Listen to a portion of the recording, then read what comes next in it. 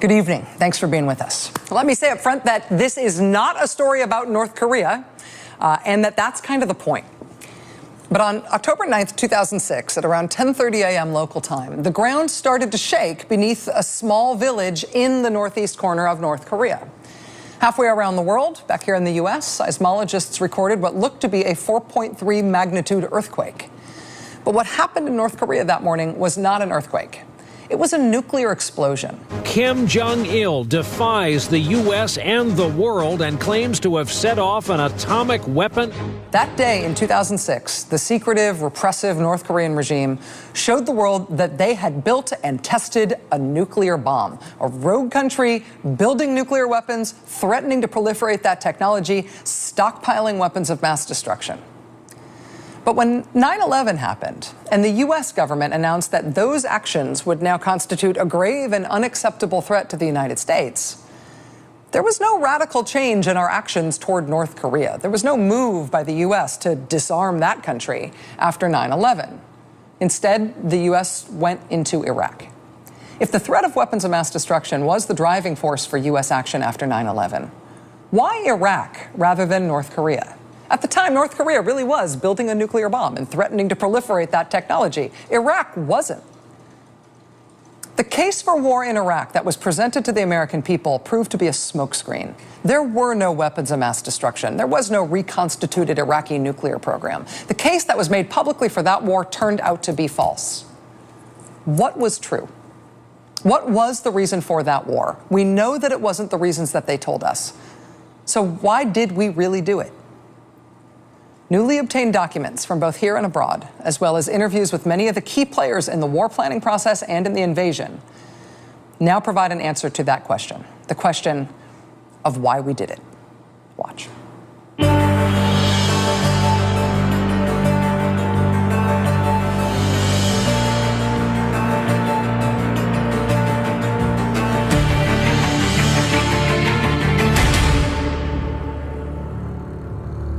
I will swear to not only uphold the laws of this land, Summer, the year 2000. but in order to lift the spirit of this country when I put my hand on the Bible, I will also swear to uphold the honor and the integrity of the office to which I have been elected, so help me God. As the presidential race heats up, the turbocharged U.S. economy of the roaring 90s is threatening to stall. Thanks very much. The problem is energy costs, oil costs, a looming new U.S. energy crisis.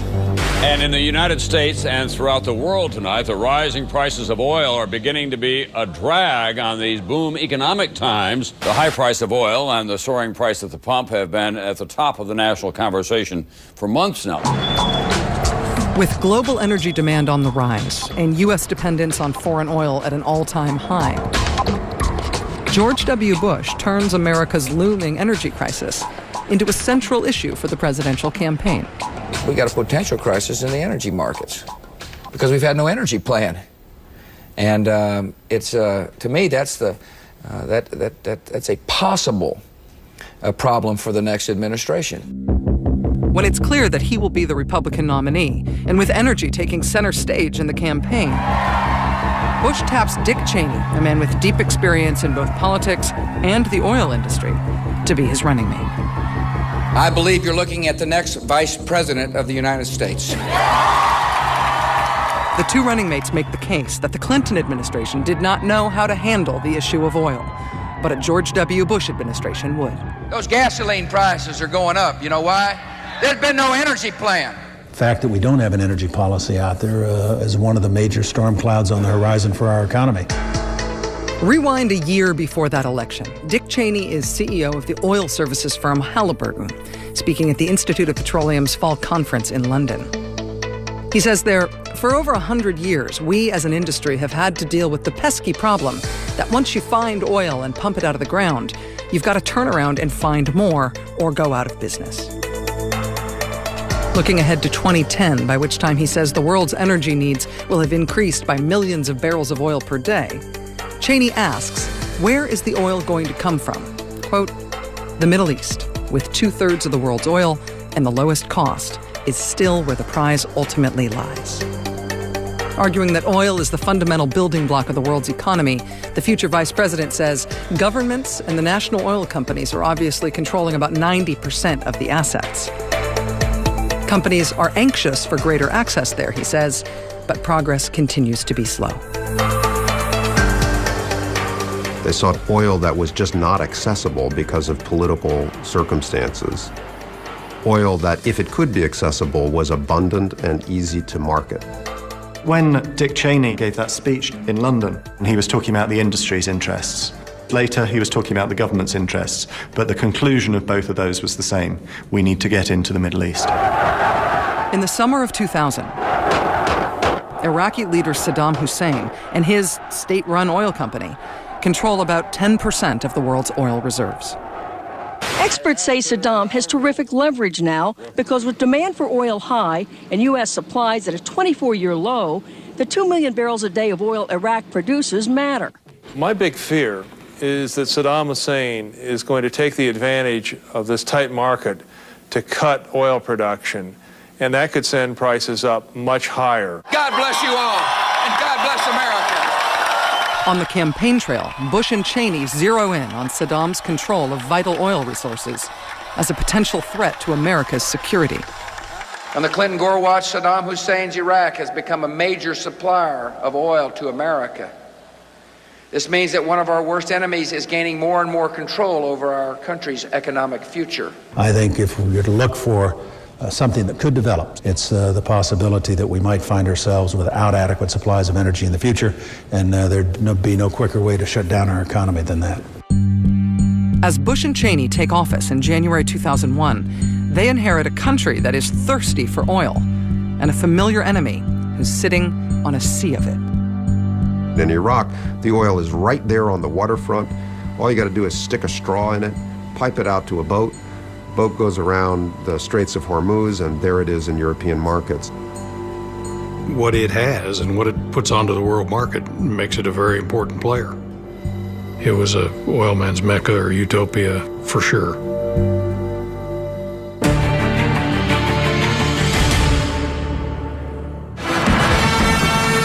January 2001. I, George Walker Bush, do solemnly swear.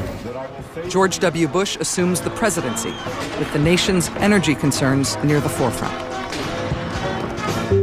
11 days into office, Bush assembles his national security team for the first time. Along with the vice president and national security advisor Condoleezza Rice, the principals include Secretary of State Colin Powell, Defense Secretary Donald Rumsfeld, and Treasury Secretary Paul O'Neill. Paul O'Neill opened up everything for the book I wrote about him in the Bush administration, including 19,000 documents. And in the first National Security Council meeting of the Bush presidency, January 30th of 2001, O'Neill arrives with Colin Powell. According to Susskind, the central focus of the National Security Council's meeting that day is the Middle East, Iraq. Immediately, there's talk of the Arab-Israeli conflict. And then Bush says, well, you know, I don't think much is going to be done over there. And then Bush says, well, what do you think the big issue in the region is? Condi. To Condi writes, at which point she says, I think Iraq is the big issue in this region, the destabilizing force, and that's going to be our focus. The reaction of both O'Neill and Powell, they're startled. O'Neill sort of summed it up. Bush basically saying, I want to overthrow Saddam. Find me a way to do it. Not if, how. Saddam Hussein's past use of chemical and biological weapons and the prospect of him developing a nuclear weapon make him a prime target. As does the liberation of what Iraq has under the ground. In the first meeting, Rumsfeld says, imagine if Iraq was essentially a client state of the United States. Imagine how that would look if they were a friendly state, if we had primacy and access and maybe control of their oil fields. And Rumsfeld is pointed about this in the first meeting, in fact. Oil fields that will be essentially our oil fields.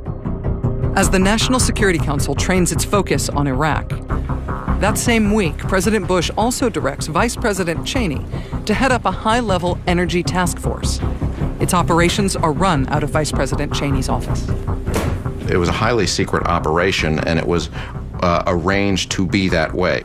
They tasked these people to hide away in a room in secret, holding meetings and coming up with a policy. Cheney's task force meets privately with energy lobbyists, as well as executives from some of the nation's top oil companies. Concerns about big oil's influence in crafting U.S. energy policy will eventually lead Congress's General Accounting Office to file an unprecedented lawsuit against the White House for access to Energy Task Force records. John Dingell, who was chairman of the Energy and Commerce Committee, and I requested the GAO to do an investigation because while we were sending letters to the vice president, we weren't getting responses. They said, no, these are presidential advisors. We don't have to divulge what they're doing. Whereas if it had been cabinet agencies, they would have been forced to divulge who they were meeting with and what the emails were, what the topics were. Did we talk to energy companies? Absolutely. You'd have to be a damn fool to put together a comprehensive nationwide energy policy and not talk to energy companies. In order for me to be able to get good, sound opinions, those who offer me opinions or offer the vice president opinions must know that every word they say is not going to be put into the public record. The White House battles to keep secret most task force files, and they will ultimately prevail in the courts in that fight. But administration opponents are eventually able to pry loose a number of secret task force files. Although it's not known to the public at the time, the Cheney Energy Task Force reviews this document detailing potential foreign suitors for Iraqi oil field contracts. It's essentially a list of international oil companies that are lining up to get into Iraq. The task force also obtains detailed maps of Middle Eastern oil fields. The map of Iraq pinpoints the exact locations of the country's pipelines, refineries, and supergiant oil fields. We had oil fields we could divide up, foreign suitors, along with American suitors, meaning major oil firms and oil contractors like Halliburton, could line up for parceling of those oil fields. None of these documents is included in the final Energy Task Force report that's made available to the public and to Congress. But it was nothing that Congress was told about and nothing that the Energy Task Force publicly revealed. The New Yorker's Jane Mayer eventually discovers another document that hadn't been publicly revealed. According to Mayer, the classified document, dated February 3, 2001, directs members of President Bush's National Security Council to cooperate with the Cheney Energy Task Force, combining two seemingly unrelated fields: the review of operational policies toward rogue states and actions regarding the capture of new and existing oil and gas fields. In the first month of the Bush presidency, strategy for the potential use of military force toward rogue states and gaining access to new oil fields are melded together. If you look at the nexus of rogue states and seizing and capturing and controlling oil assets, there aren't too many states in the world that fit that definition. Iraq stands at the top of the list. I mean, that's like saying, okay, do a little planning on Iraq.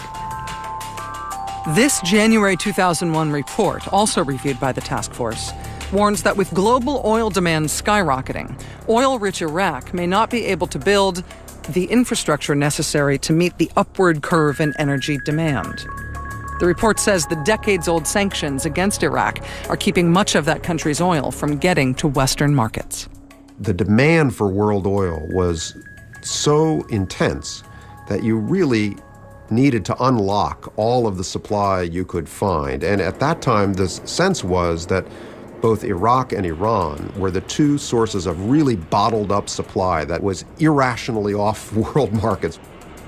Another report reviewed by the task force just a few months later promises that Iraqi reserves represent a major asset that can quickly add capacity to world oil markets. The report urges the U.S. government to conduct an immediate policy review toward Iraq, including military assessments. All of this months before 9/11. I certainly wouldn't argue that Iraq and the decision to go to war and oil were unrelated.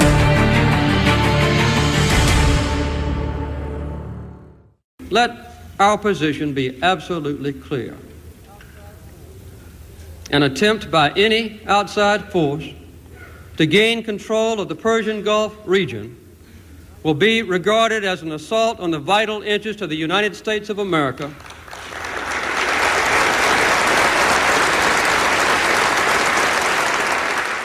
and such an assault will be repelled by any means necessary, including military force. January 1980. A generation before 9/11, President Jimmy Carter announces to the world that the United States is prepared to use military force in the Persian Gulf in order to keep open the free flow of Middle Eastern oil to the world market. Our philosophy has been, since World War II and up until today, is that we are most secure when the global market works. It doesn't necessarily carry a nefarious connotation in the sense of America's thirst for physically controlling Middle Eastern oil. You don't care who gets it as long as who gets it makes it available to the world at a reasonable price. 10 years after President Carter says U.S. military force will, if necessary, keep oil flowing to market, Saddam Hussein invades the oil-rich nation of Kuwait, and the first Gulf War is launched. President George H.W. Bush's defense secretary at the time is Dick Cheney. Iraq controlled 10% of the world's reserves prior to the invasion of Kuwait. Once Saddam Hussein took Kuwait, he doubled that to approximately 20% of the world's known oil reserves, and that gave him a stranglehold on our economy and on that of most of the other nations of the world as well. Despite that stated motive of protecting the free flow of oil, the president's public case for war centers on Saddam Hussein and his oppressive regime. We're dealing with Hitler revisited, a totalitarianism and a brutality that is naked and unprecedented in modern times. And that must not stand. My boss, Colin Powell, was the chairman of the Joint Chiefs at the time, and he had problems with H.W., President Bush, going out and talking about Hitler and things like that because he knew it was such a camouflage. You know, this is a mask to get the American people's support. The first Gulf War was all about oil. The horror of 9/11, 10 years after the Gulf War, impels the first President Bush's son to go to war. He first launches a retaliatory war in Afghanistan, but then quickly puts three other nations on notice: North Korea, Iran, and Iraq. States like these and their terrorist allies constitute an axis of evil, arming to threaten the peace of the world. By seeking weapons of mass destruction, these regimes pose a grave and growing danger. All three nations have been on America's national security radar for decades. But now, after 9/11, the Bush administration makes the case for action to disarm them. It is not just the threat of rogue states using weapons of mass destruction themselves, the president argues, but the prospect of a rogue state providing chemical, biological, or nuclear weapons technology to terrorist groups. Neither Iran nor Iraq is known to have nuclear capability, but North Korea is steaming full speed ahead to a nuclear bomb. We argued about this in the State Department. Why wasn't there more concern with North Korea when the CIA was telling us that North Korea probably already had plutonium-based nuclear material? And the answer was 100,000 casualties, minimum, and a real mess. So no one wanted to do Korea. And then, of course, the footnote was always, Korea doesn't have any oil. The public case is about weapons. 9/11 changed everything. The threat of weapons of mass destruction now drives American policy. But policy toward the nation posing the most clear and present danger on WMD, North Korea, doesn't change dramatically. Instead, inside the administration, it is the existing pre-9/11 planning about Iraq and Iraq's oil that goes operational. It's 1 month after 9/11. The State Department forms something called the Future of Iraq Project, a comprehensive plan for what a new Iraqi society will look like after Saddam is gone. State Department officials assemble a group, including Iraqi exiles, to plan for everything from health to education to oil and energy. Leading the oil team is a highly regarded former CIA energy analyst named Robert Ebel.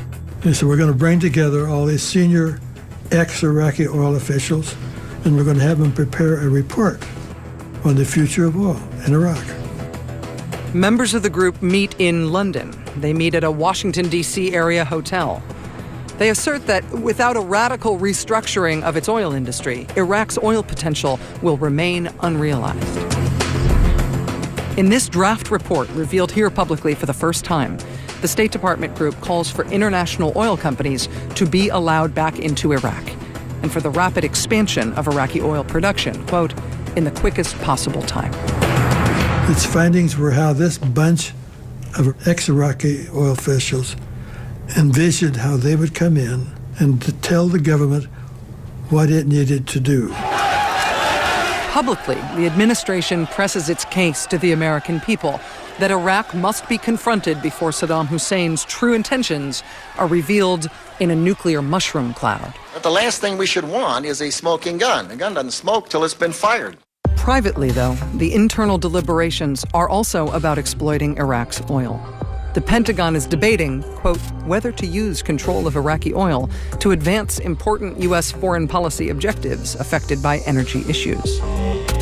While the national debate is over aluminum tubes and mobile biological weapons labs, internal planning documents note that increased oil production in a post-war Iraq would have the eventual effect of reducing world oil prices. Prior to our even going to war in Iraq, the focus was on oil and Iraqi oil and how to take it over far more than anything else. In public, Bush administration officials continue to maintain that oil is not a factor in their war deliberations. In this Infinity CBS radio interview broadcast on C-SPAN, Defense Secretary Donald Rumsfeld is pressed on that issue. Mr. Secretary, what do you say to people who think this is about oil? Nonsense. It just isn't. There are certain things like that, myths that are floating around. I'm glad you asked. It has nothing to do with oil. Literally nothing to do with oil. Behind the scenes, though, planning for Iraq's oil goes into overdrive. Rumsfeld's Defense Department has just recruited retired ExxonMobil executive Gary Vogler to plan for the administration of Iraq's oil sector soon after the impending invasion. Our mission was to restore Iraq's oil sector to the pre-war level before we went in. And we got word in probably November that we needed to be ready by the middle of February. We took that to mean that we need to be ready to go to war by the middle of February. According to Vogler, he and a Pentagon team traveled to Houston, Texas, to the epicenter of big oil, to discuss their post-invasion plans for Iraq's oil sector. The Defense Department team does not convene at a U.S. military base or even at a government building. They meet instead at this Houston location, the offices of KBR, a subsidiary of the oil company Halliburton. Part of the Defense Department's pre-war planning for Iraq's oil takes place in a Halliburton subsidiary office in Texas, a detail not known to the public before now. So the Bush administration had lots of contacts in Houston in the sophisticated executive suites of the major U.S. headquartered oil companies, and they reached out there. The Pentagon team that traveled to Houston calls for rapidly increasing Iraqi oil production soon after the invasion. They set an initial goal of bringing production up to 3.1 million barrels a day, 50% more than Iraq was producing at the time. The long-term goal is to increase Iraq's oil production to more than 5 million barrels per day, more than Iraq has ever produced. While administration officials insist that increasing production is aimed at financing the reconstruction and that oil proceeds will benefit the Iraqi people, their war plans also note that the policy will put long-term downward pressure on oil prices, help consumers, and diversify/increase global oil supply. As all of this detailed planning is going on in private, the Bush administration's public argument for war is about everything but oil. His regime aids and protects terrorists including members of al-Qaeda. The weapons he is developing could well fall into the hands of terrorists who might be able to use them. The lives of Iraqi citizens would improve dramatically if Saddam Hussein were no longer in power.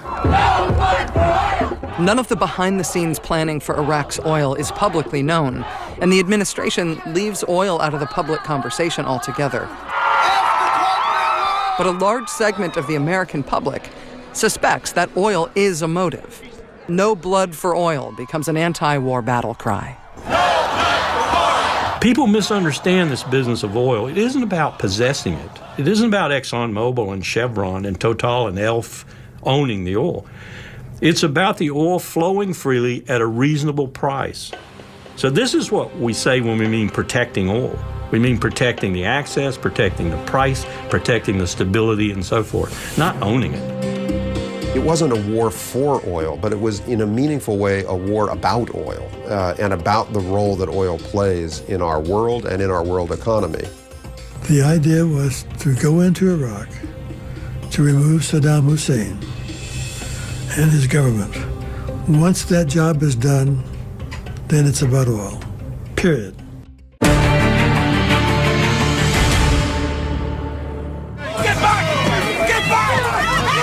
Winter 2002-2003. As the White House drumbeat for war in Iraq grows stronger, millions of people across the world are marching against it. In my country, in Britain, we had more than 1 million people demonstrating on the streets of London against this war. The opposition to British participation in the war was absolutely immense. British Prime Minister Tony Blair's government, like its U.S. counterpart, denies vigorously that overthrowing Saddam Hussein is about oil. Let me first of all deal with the conspiracy theory idea that this is somehow to do with oil.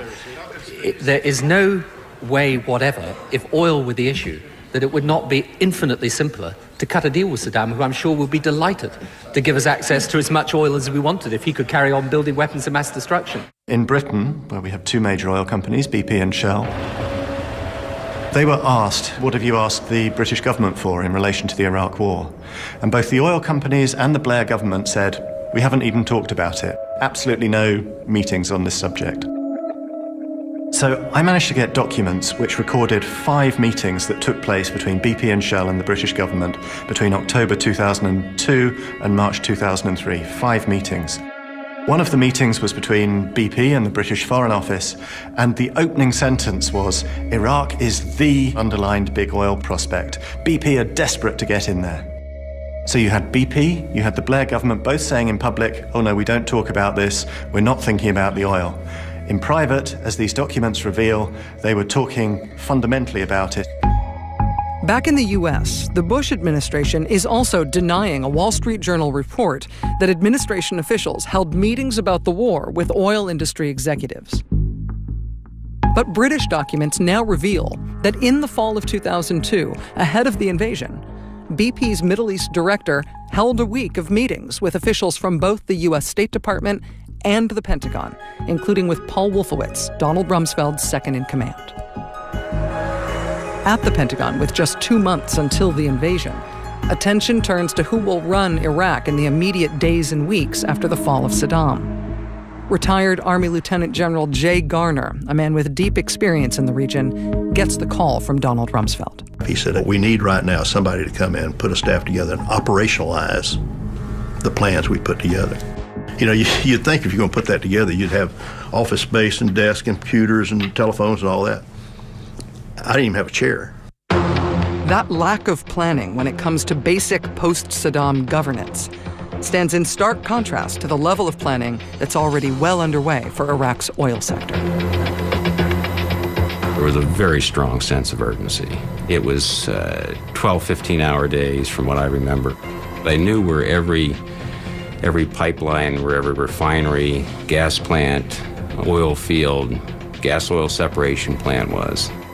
People have said we didn't plan very well for Iraq. I would take exception to that when it came to the oil sector. We were spending more time thinking about how to deal with the oil fields in Iraq than we were about our own troops when we went to war in Iraq. All Iraqi military and civilian personnel should listen carefully to this warning. In any conflict, your fate will depend on your actions. Do not destroy oil wells, a source of wealth that belongs to the Iraqi people. As the invasion of Iraq gets underway, months' worth of detailed planning aimed at securing Iraq's oil resources gets put into action. We have soldiers from the 173rd Airborne Brigade who are guarding key facilities in the oil fields right now because we know we want to get the oil flowing as soon as possible. I remember several times the statement that we want to make sure that we don't give an optic that makes the American people we're going in there for oil, because we're not doing that. You know, I mean, that was, I knew that from day one. Despite that stated goal, as the U.S. military arrives in Baghdad, with heavy looting underway, Marines protect Iraq's oil ministry, to the exclusion of other critical Iraqi government buildings and institutions. We let the museums go, we let the art and culture go, we let the telephones go elsewhere, we let the administrative offices go, Ministry of the Interior, Ministry of Justice, we let all those things go, and we protected the oil ministry.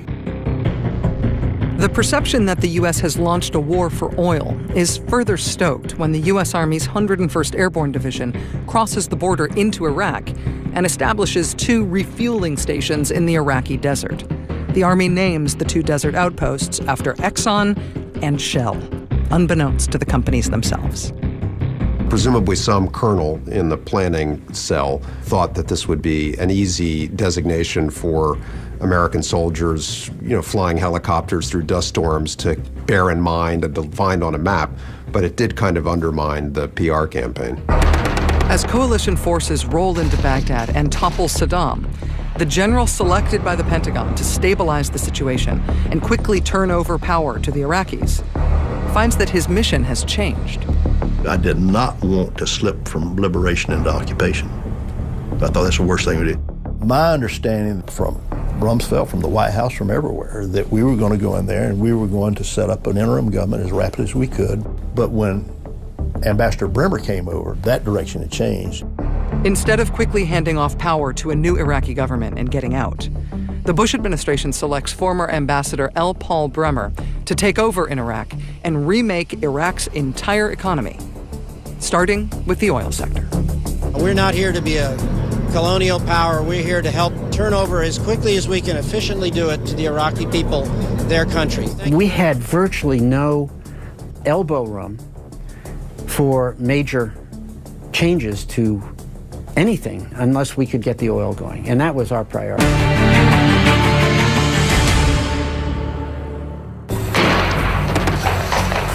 May 2003, 2 months into the invasion of Iraq, George W. Bush selects former U.S. Ambassador L. Paul Bremer to be the top civilian in charge in Iraq.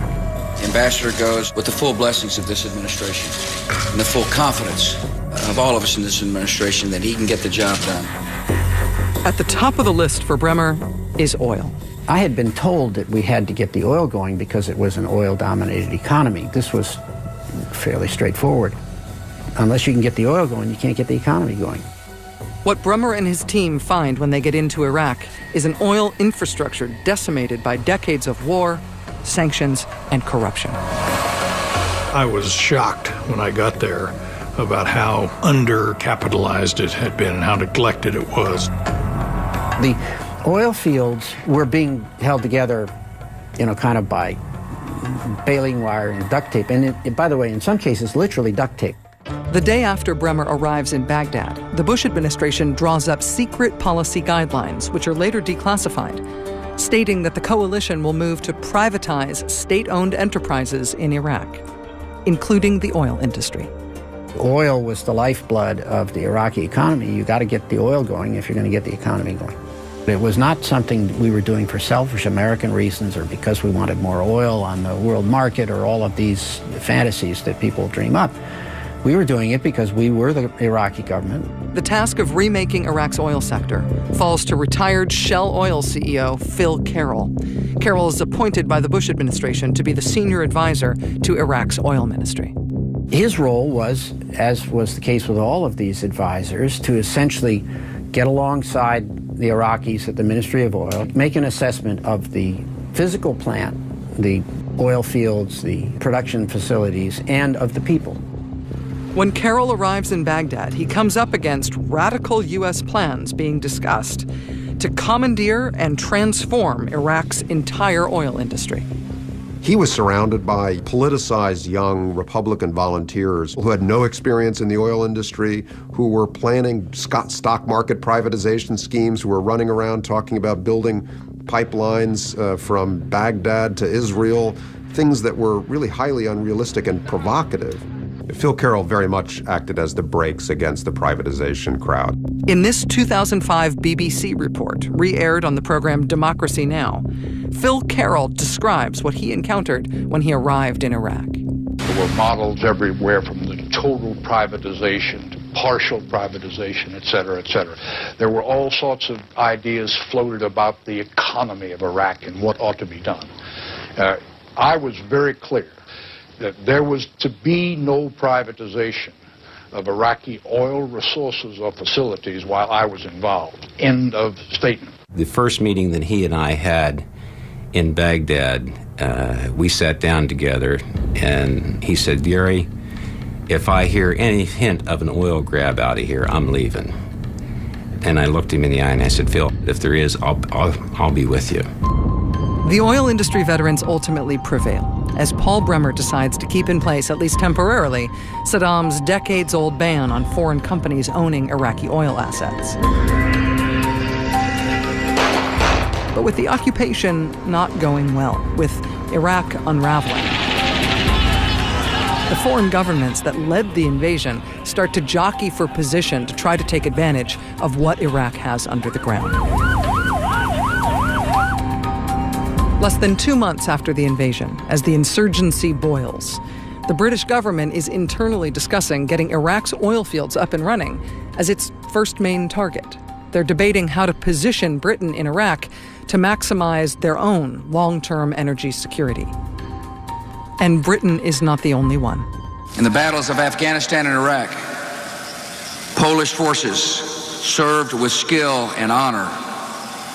America will not forget that Poland rose to the moment. Along with Britain, Poland, a member of the Bush administration's Coalition of the Willing, also positions itself to take advantage of Iraqi oil.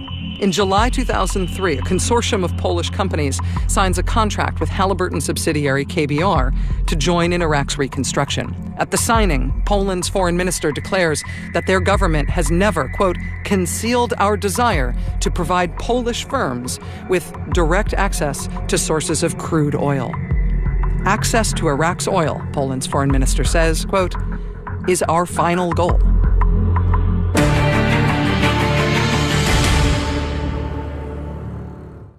It will take just 1 month to get Iraqi crude oil flowing again after the invasion. Black gold under the ground, reserves of 10 billion barrels. There's so much of it here, it comes out of the ground, catches fire, and just burns away. But the decade of violent insurgency and all-out chaos that follows ultimately prevents Iraq and its oil sector from reaching the potential that U.S. policy planners had in mind. An explosion at an oil pipeline. Iraqi oil ministry officials call it sabotage. The U.S. military is investigating. No injuries, but a blow to Iraq's already crippled oil industry. If Iraq was expected to relieve the world's energy problems in 2003, the years of instability that follow the invasion prove the opposite. It took essentially 10 years to rehabilitate Iraq's oil fields to start to produce at the level that would support the Iraqi government. It's not anything like the windfall or the bonanza that some people had fantasized about. In terms of containing the oil price, of course, the US failed, and failed spectacularly. They destabilized the region through a military intervention, and destabilization in the Middle East inevitably leads to higher oil prices.